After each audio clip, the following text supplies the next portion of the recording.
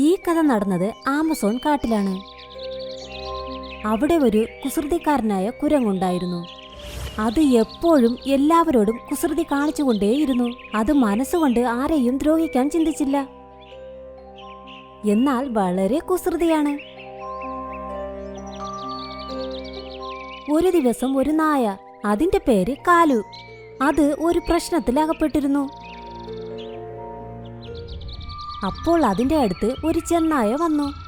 അതിന് തന്നെ രക്ഷിക്കാനേ കഴിഞ്ഞിരുന്നില്ല. അപ്പോൾ ലാലുകുരങ്ങൻ അതിന്റെ ശബ്ദം കേട്ട് അതിന്റെ അടുത്തേക്ക് പോയി. രക്ഷിക്കൂ, എന്നെ ആരെങ്കിലും രക്ഷിക്കൂ, ഈ ചെന്നായ എന്നെ കൊല്ലാൻ വരുന്നു, ആരെങ്കിലും എന്നെ സഹായിക്കൂ. ലാലുകുരങ്ങ് പോയി അതിന് സഹായം ചെയ്തു.